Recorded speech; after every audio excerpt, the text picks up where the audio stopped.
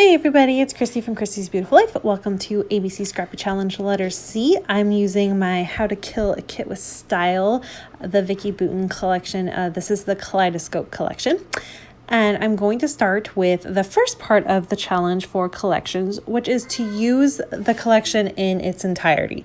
So my layout, with the exception of the cardstock for the base, that white cardstock, is everything from a Vicki Boutin collection. I did not go outside of the collection at all. Now, I talked about this in my video earlier today about how you can do it, and I really wanted to, once I kind of played around with the embellishments, I decided I was going to let this be an embellishment heavy layout. So I picked one of the pattern papers, so I had a nice pop border around there. I did choose the one that had the graphic of the an old newsprint, and I really liked that. So I'm trimming it a little bit more, so it's a little bit of a deeper, you can see a little bit more of that newsprint. So that's going to be my pattern paper usage there. Basically, you'll see it in one other place because I want to bring in the B side of that as well. Other than that, I'm going to go in with my embellishments. I did this by taking everything and I separated it into groups. So I did florals, journaling spots, things that flew, like things in the sky, like clouds and butterflies and birds. I did frames in one spot, kind of the other little random pieces down at the end, and then titles up at the top. So that made it so I could work with multiple things to try to figure out how I wanted to make it all go together. Thankfully, because I was kind of showcasing this for you earlier today, this layout flew together. It was quite quick once I figured out the pieces I actually wanted to use. I definitely know I want to use that black frame, and when I pulled in the two bigger florals, I really loved that look, so I'm going to go ahead and do that. I also ended up pulling in the black circle thinking that it had a nice grounding to it, and I really loved it with that floral diagonal frame there. However, that frame, you'll see I come back to it a couple times, and I find a solution for how I want to go about that.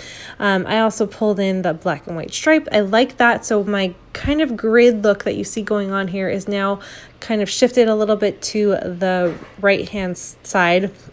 Now, this is something I really like to do because grids are so well known, and we all do them, that if you make them a little bit different by sliding them one way or the other, up, down, left, right, it brings a little bit more interest to your page because it's a little bit different than what people are used to seeing. So that's just a little tip for you if you want to try to do a grid in a different way.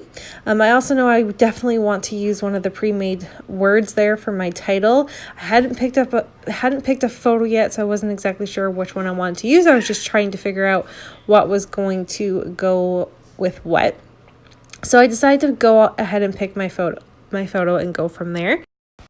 In doing this, it really helped me be able to make the final decision. So the first thing is the title ends up going to be My Kind of Day.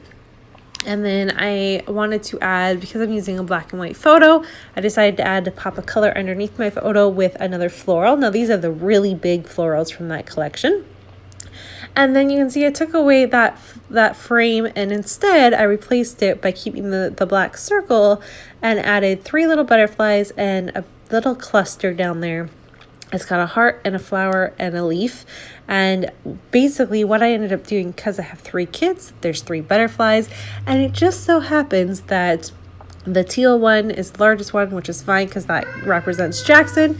The purple one is the middle one, which represents my girl, and the yellow one represents Barrett. So it just so happened that the colors happened to work for what I was trying to make it represent. And then that bottom area down there, I'm going to be my journaling. So I hadn't written my journaling yet. I will go ahead and do that later. I just really wanted to get this layout scrapped today. And so to add that second B side of that pattern paper, like I said, I cut a little notch in my paper. I do this all the time. I think every layout I've done this year, I've done this too. I just really love to be able to showcase extra pattern paper that way. And then to really highlight the grid, I went ahead off camera and I stitched in black. I did the actual grid, and then I stitched along the outside in a zigzag. And I'm just going to add a few added little touches, but that is going to be my layout. So I really hope you'll give this idea a try. Go through your embellishments, see what you can do to create a layout. that's all in one collection, or do the opposite. Go into your pattern paper from a collection and just use the pattern paper to make it work for you, or mix it up. Whatever is going to work for you. Cannot wait to see what you guys create. And again, the link to the Facebook group if you'd like to share or get inspiration will be below as always. And I will be back next week with how you use the same collection but with other pieces from different collections or manufacturers to help make it a little bit more your own style. And I'm sure that's going to be in a lot more people's comfort zones, because I think you're all a lot like me when it comes to that sort of stuff. So stay tuned for that. Here's a look at my finished layout, and I'll see everybody really soon. Bye.